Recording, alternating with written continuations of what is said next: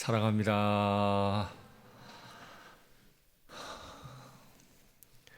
인생은 절망의 연속이다. 인생은 절망의 연속이다. 라고 말을 해도 그리 틀린 말이 아닐 겁니다. 여러분은 어떤 절망을 경험해 보셨습니까? 여러분보다는 제가 조금 더 살았지만 저도 절망을 말하기에는 그리 많이 산 인생은 아닌데 그래도 제가 절망을 여러 차례 경험한 일은 있습니다. 제가 기억할 수 없는 때 저희 어머니는 저로 인해 절망하신 일이 있습니다. 제가 대구에 있는 큰 종합병원에 입원을 했는데 병원에서 더 이상 해줄 게 없다. 이 아이는 못 고치니 데리고 가십시오. 그 말이 무슨 뜻인지 아시죠? 더 이상 못 고쳐서 죽는다는 얘기입니다. 제 어머니가 그런 저를 업고 종합병원에서 나오실 때 그 마음이 어떠셨을까요? 슬기로운 의사생활이라는 드라마 아시죠? 저는 그 드라마가 나올 때 사실은 몰랐어요. 나중에 유튜브로 알게 됐어요. 드라마 아주 짧게 편집해 놓은 거를 잠깐 보는데 저와 똑같은 상황이 있더라고요. 의사 오빠, 잘 나가는 수술 잘하는 외과 의사 오빠를 둔 건강한 여자 군인 동생이죠. 오빠한테 전화를 해서 이렇게 말합니다. 오빠, 내가 담도암 수치가 300이 넘는데 담도가 다 부풀었대. 이게 무슨 말인지 아는 오빠는 전화를 받다가 벌떡 일어납니다. 지금 빨리 오라는 겁니다. 3년 전에 제가 종합검진을 받는데 검진이 다 끝나지도 않았는데 의사 선생님이 부르시더라고요. 그래서 아내와 갔습니다. 지금 담도암 수치가 정상인의 10배가 넘어서 300 이상이 됐고 담도가 부풀었다는 거예요. 저와 똑같죠? 간도 모양이 다 변했다는 거죠. 그래서 유명한 의사 선생님 찾을 시간 없고 빨리 큰 병원으로 가래요. 그래서 암센터에 연락했더니 수치가 얼마냐고 340이라고. 뭐라고요? 내일 바로 오세요. 그게 어떤 말이겠습니까? 저는 참 절망했습니다. 목사지만 사실 절망이 됐어요. 왜냐하면 제가 아는 5분의 담도암 환자는 다 돌아가셨거든요. 암도 고칠 수 있는 암이 있고 걸리면 고치기가 아주 어려워지는 암이 있습니다. 의사의 말에 따르면 저는 시간이 없는 환자였던 거예요. 4개월 동안 암센터를 다니는데 도무지 이 수치가 떨어지질 않아요. 웬만하면 빨리 결과가 나와야 되는데 안 나오는 거예요. 그리고 4개월이 지나서야 암은 아닙니다. 그런데 간이 다 변하고 부푼 건 맞아요. 그 절망적인 상황일 때 정말 너무 힘들더라고요. 암센터에 가면 간, 담도, 췌장 이쪽 계통 암을 보는 내과가 따로 있어요. 그쪽을 제 아내 의지해서 걸어가는데 간담최라는 표지판을 보는 순간 다리에 힘이 다 빠져요. 그냥 주저앉게 되더라고요. 밤을 보낼 때마다 제 마음에 드는 생각은 내가 사랑하는 사람들 어떡하지? 대구에 계신 내 부모님 이 사실을 알면 못 사실 텐데 어떡하지? 절망이죠. 절망이에요. 근데 그 절망의 유익도 있대요. 내 살아온 날에 대해 클리어하게 이해가 딱 됐어요. 여태까지 내가 못 산 게 아니라고 생각했는데 못 산 게 너무 많아. 죄인 줄 몰랐는데 죽음을 앞두니까 죄로 보이는 것들이 너무 많아. 그래서 제 컴퓨터에 다 적어놨어요. 이렇게 살면 안 되겠다. 하나님이 날 한 번만 살려주신다면 이렇게 살면 안 되겠다. 적었었어요. 만일 우리 인생 가운데 이런 절망이 날 찾아온다면 그때 우리는 뭘 할 수 있죠? 아직 젊은 여러분은 절망이라고 하는 걸 그렇게 깊게 못 느꼈을 수 있어요. 수능 시험에 거절감을 좀 당했거나 취업이나 결혼에 거절을 좀 당했을 정도일지 모릅니다. 그러나 진짜 깊고 깊은 절망이 찾아올 때가 있어요. 그때 우리는 뭘 붙들고 살아가죠? 오늘 설교는 그 이야기에 대한 답이 될 겁니다. 오늘 우리가 읽지 않았는데 오늘 이 본문의 앞부분에 보면 백부장이라는 사람이 나와요. 지난주 저도 백부장을 가지고 설교했지만 아마 오늘은 좀 다른 백부장일 겁니다. 이 백부장이 아주 사랑하고 곁에 두고 귀하게 쓰는 종이 있었는데 이 종이 병들어 죽게 됐습니다. 다른 종이야 뭐 죽든 말든 내 재산의 손해구나 하면 되는데 이 종은 내가 너무 사랑하는 종이에요. 사랑하는 종이 아프면, 사랑하는 사람이 병들게 되면 나도 말할 수 없이 아파요. 사랑하는 만큼 아파요. 어떻게 하든 고쳐주고 싶어요. 그런데 문제가 있죠. 사랑한다고 해서 고칠 수 있는 능력이 있는 건 아니에요. 사랑한다고 해서 내가 그 문제를 해결해 줄 수 있는 건 아니에요. 근데 들리는 소문이 있어요. 유대 청년 중에 예수라는 사람이 있는데 이 청년은 병을 고칠 수 있대요. 수소문했습니다. 그리고 누가복음 7장 3절에 보면 예수님이 유대 장로들을 예수님께 백부장이 유대 장로들을 청해서 예수님께 보내는 장면이 나와요. 본인은 로마 장교고 예수는 식민지 백성, 유대 청년일 뿐이니까 혹 거부감이 있을지도 모르죠. 그래서 유대 장로들을 보내서 우리 백부장의 종을 좀 고쳐주세요 부탁을 한 거죠. 예수님은 그 말을 듣고 불이 나게 그 백부장에게로 달려갔습니다. 그런데 백부장의 마음이 조금 바뀌었어요. 굳이 오실 필요 있겠나? 그리고 사람들을 또 보내서 이렇게 말합니다. 말씀만 하사 내 하인을 낫게 하소서. 예수님, 여기까지 오실 필요도 없습니다. 계신 그곳에서 말씀만 하시면 내 종은 나을 겁니다.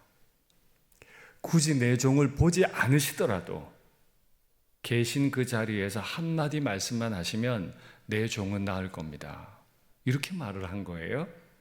그 말씀을 들으셨던 예수님이 이렇게 대답합니다. 이만한 믿음은 만나보지 못하였다. 그리고 그 즉시 그 종은 나았다. 라고 성경은 기록해요. 병들어 죽게 된 사람이 어떻게 나았죠? 그 주인이 믿음으로 간구했을 때 그 종은 나았습니다. 믿음은 이렇게 문제를 해결합니다. 그러면 만일 믿음이 이런 것이라면, 진짜로 이렇게 될 수 있다면, 성경의 기록이 사실이라면 여러분 이 믿음을 가져보고 싶지 않으세요? 도대체 믿음은 무엇이고 어떻게 하면 이 믿음을 가질 수 있게 됩니까? 저는 오늘 여러분들이 설교를 집중해서 듣기를 바라요. 그리고 여러분의 것으로 가져가시기를 바라요. 믿음이 사실이라면, 그걸 가질 수 있다면 가져야 하지 않겠습니까? 그리고 누가는 말합니다. 그 후에 예수께서 나인이라는 성으로 가실새 제자들과 많은 무리들이 동행하더니, 누가는 백부장의 병을 거기서 고치신 예수님을 기록한 다음에 그 후에 나인이라는 성으로 가셨다. 나인이라는 이름의 뜻은 히브리어인데 즐겁다, 아름답다 하는 뜻입니다. 도시의 이름이 즐거운 도시, 아름다운 도시라는 뜻이에요. 도시 이름이 즐겁다, 아름답다라는 뜻을 가졌다고 해서 그 속에 살아가는 시민들의 삶이 즐겁거나 아름다운 건 꼭 아니다, 그죠?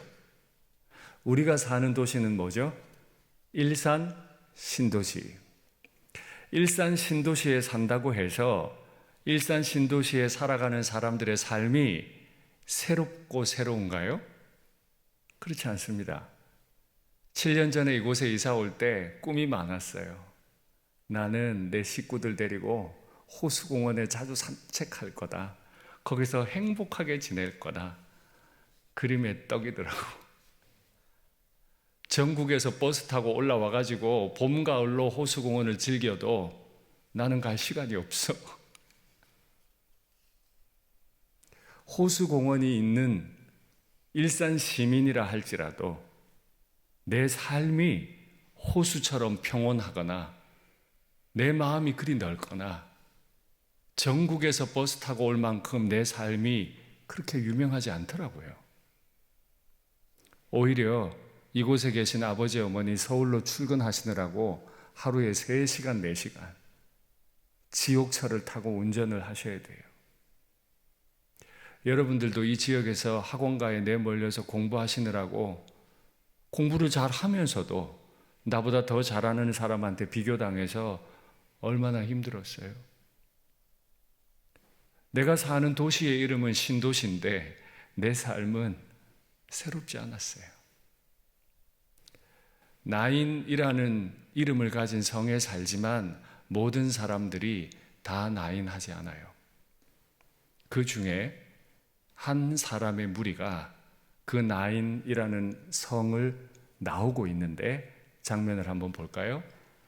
성문에 가까이 이르실 때 예수님께서 백부장의 하인을 고치시고 성문에 가까이 이르실 때 사람들이 한 죽은 자를 메고 나오니 이는 한 어머니의 독자요 그의 어머니는 과부라. 과부는 원래 둘이었는데 하나가 된 분이잖아요. 그러니까 굉장히 외로운 한 어머니를 기록하는 거예요. 그리고 그 성에 많은 사람도 그와 함께 나오거늘. 극도로 외로운 한 어머니 옆에 많은 사람들이 같이 따라 나오고 있는데 무슨 일이 벌어졌죠?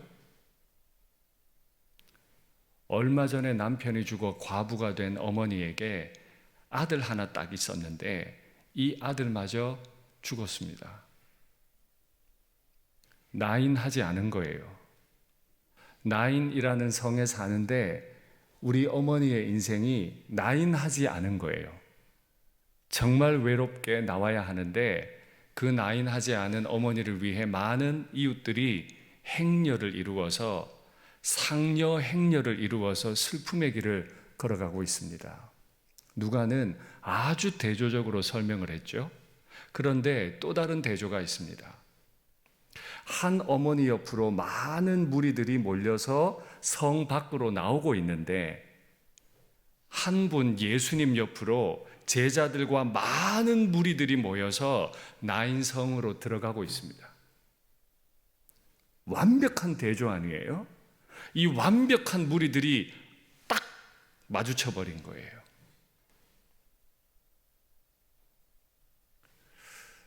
만일 이 상여 행렬이 예수님을 만나지 않았더라면 그 행렬은 멈추어지지 않고 그대로 걸어가다가 이 죽은 독자 아이의 시신을 무덤에 묻었겠죠. 그런데 예수님이 오늘 그 상여 앞에 서신 겁니다. 이렇게 한 분의 예수님과 한 분의 어머니에게 또 결정적인 차이가 있어요. 이 어머니는 이 아들을 살리려고 얼마나 노력했을까요?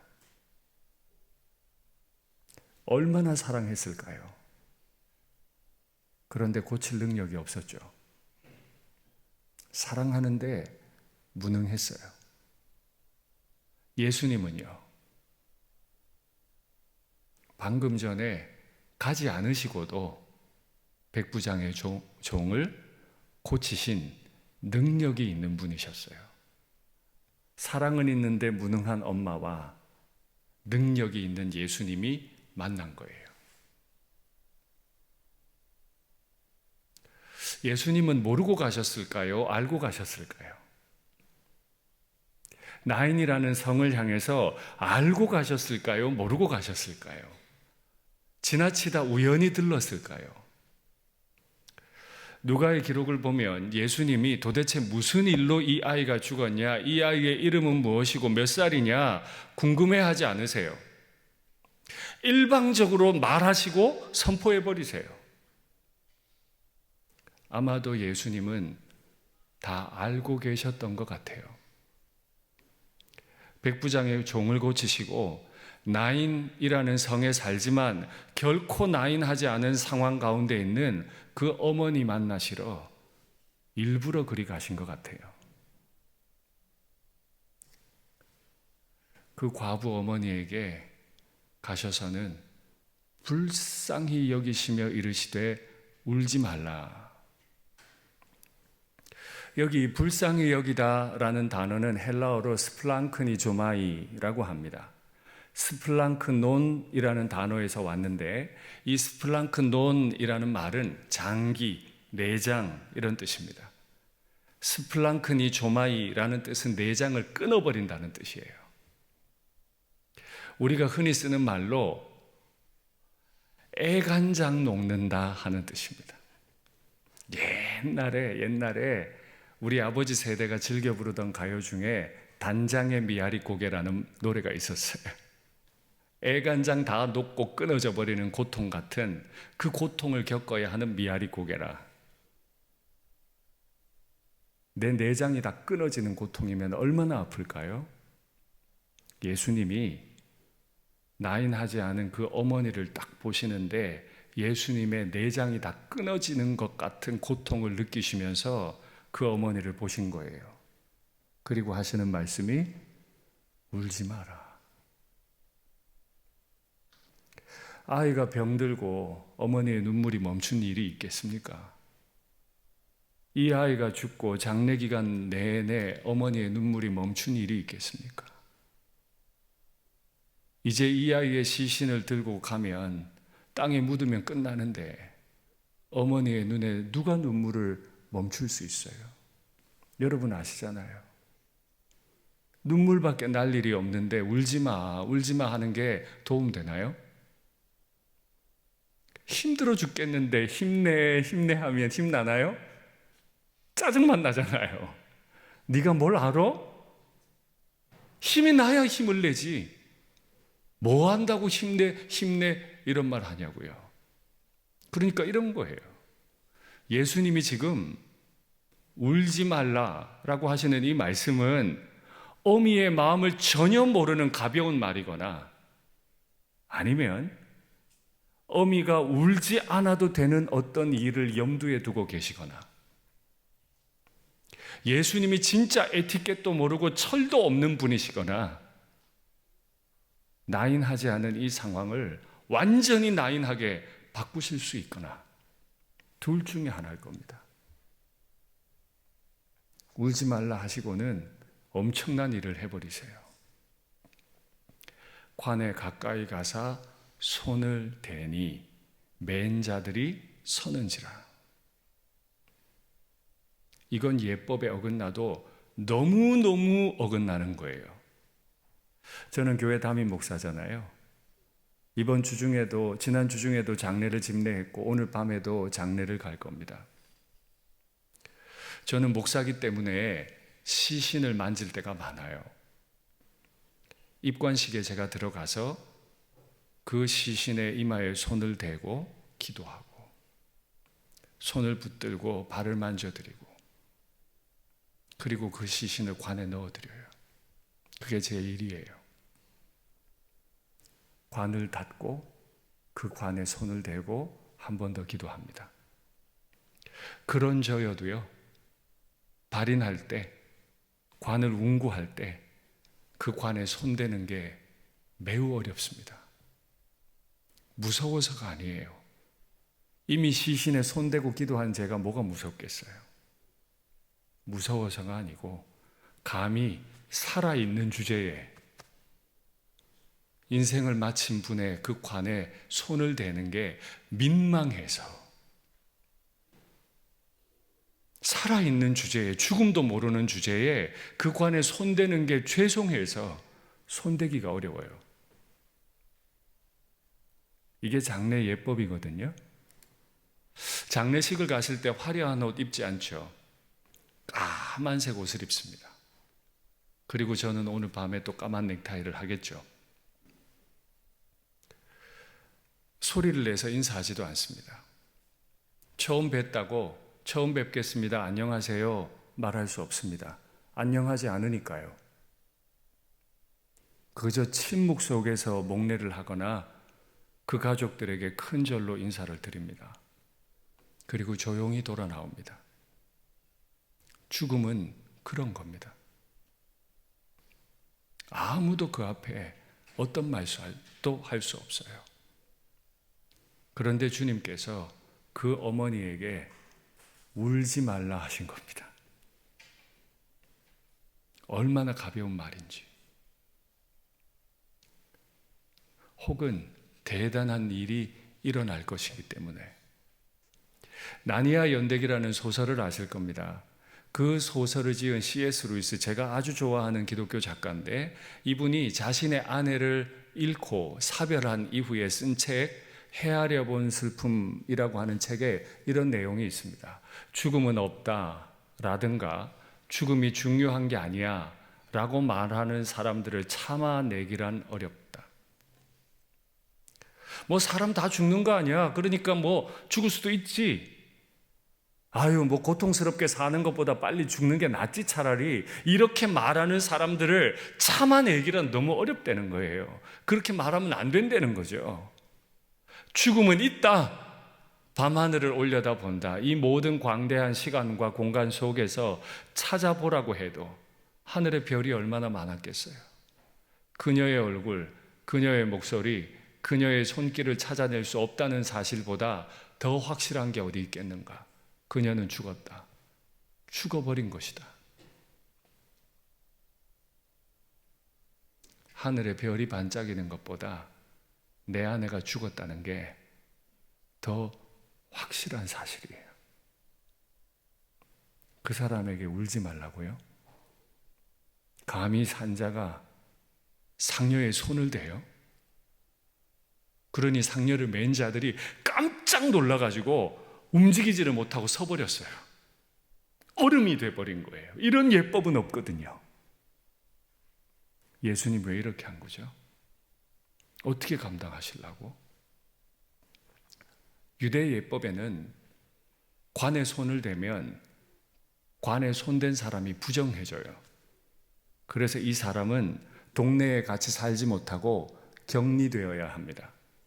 예수님은 자신이 부정해질 거라 그런 건 염두에 두지도 않으시고 관에 손을 대버리세요. 그래서 모든 사람들이 예법에 어긋난 이 행동을 보고 깜짝 놀라 멈추어 섰는데, 예수님께서 이렇게 말씀하십니다. 청년아, 내가 네게 이르노니 일어나라.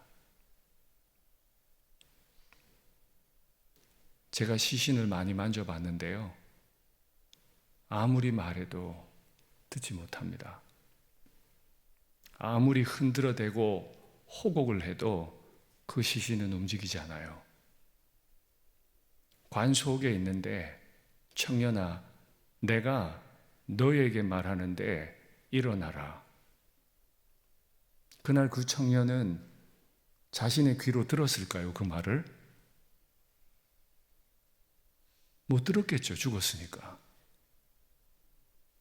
못 들을 걸 아시고도 주님은 외치세요. 일어나라. 어떻게 됐을까요? 모욕을 해도 어떻게 이렇게 모욕을 해요? 어떻게 죽은 사람을 이렇게 대해요? 그런데 그 죽은 사람에게 이런 일이 벌어졌습니다. 일어나 앉고 말도 하거늘. 예수께서 그를 어머니에게 주시니, 저는요 성경이 너무 좋은 게 죽은 자가 살아나는 이야기가 있어도 좋지만 누가가 쓴 표현을 보세요. 어머니에게 주셨다. 얼마 전에 남편 잃고 이제 아들까지 잃은 어머니, 살아났다고라고만 기록하지 않고 아들 잃어버린 어머니에게 이 아들을 주셨다. 저는 이게 예수님 마음인 것 같거든요. 모든 사람이 두려워하며 하나님께 영광을 돌려 이르되 큰 선지자가 우리 가운데 일어나셨다. 또 하나님께서 자기 백성을 돌보셨다 하더라. 하나님이 자기 백성, 나인이라는 이름을 가진 성에 살지만 인생이 결코 나인하지 않은 그 자기 백성을 돌보시기 위해서 하나님 자신의 아들을 사람의 몸을 입혀 이 땅에 보내셨죠. 그를 통해 죽은 자를 살려내셨죠. 그리고 그 아들을 대신 지난주에 설교했던 그 칼바리아 언덕에 올려놓으시고 그곳에서 자신의 아들을 저주하심으로 우리가 받을 저주를 없애주셨죠. 이날 이 살아났던 아들은 몇 년을 더 살았을까요? 2000년 전에 살아났던 그 아들은 지금도 살아있을까요? 그 아들을 돌려받았던 과부 어머니는 몇 년을 살았을까요? 아이고, 다시 죽을 거 뭐 하려고 살려내요? 뭐 이벤트 좀 하자고? 다시 죽었을 거 아니에요. 2000년 동안 살고 있는 사람 소식을 우린 들은 적이 없는데 다시 죽을 사람 살려내서 뭐해요? 믿음은 죽은 사람 살려내는 것만을 말하는 게 아닙니다. 여러분께 한 가지만 여쭐게요. 마음으로 답해봐요. 만일 이날 이렇게 기록된 이 사건이 사실이라면, 진실이라면 이 일을 행하신 예수님을 믿고 싶지 않으세요? 이게 사실이라면. 근데 사실이에요. 복음서는 예수님이 이 일을 행하시고 30년 안에 다 기록됐거든요. 30년이면 그 당시를 살았던 사람들이 살아있을 때입니다. 근데 성경은 실명을 기록해요. 나인이라고 설명을 기록해요. 어떤 때는 사람의 이름도 기록해요. 실명을 다 기록했는데 나인이라는 성에서 청년이 죽었다가 살아났다고 그런 일 없는데? 내가 그 동네 살았는데 그런 일 없어 라고 말한다면 이 성경은 전해질 수 없었을 겁니다. 나인 성에 살고 있었던 사람들이 맞아, 그때 그 일이 있었어 라고 증거했기 때문에 이 책은 목숨을 걸어도 좋은 책. 그래서 주의 종들이, 예수님의 제자들이 순교를 당하면서도 이 생명의 예수님을 전하려고 했던 거죠. 2000년 전에 사실이었던 그 일이 오늘 거짓이 됐을까요? 아닐 겁니다. 저는 여러분들이 이 사실을 믿으면 좋겠습니다. 마음이 뜨거워지지 않아도 돼요. 2000년 전에 기록된 이 성경에 있는 사실을 그대로 인정하시면 좋겠어요. 그리고 이 예수님을 조금 더 알게 해달라고, 이 예수님을 조금 더 가까이 만나게 해달라고 예수님께 백부장의 마음으로 좀 요청하면 좋겠어요. 예수님, 이게 사실이라면 예수님 좀 만나고 싶습니다. 예수님을 믿고 싶습니다. 알고 싶습니다. 이 예수님이 이날 이 독자를 살려내셨지만 어느 시간에 독자는 다시 죽었을 것이고 어머니도 돌아가셨을 텐데, 기독교는 잠시 삶을 연장시키는 종교입니까? 병을 좀 고쳐주는 그런 종교입니까? 아닙니다.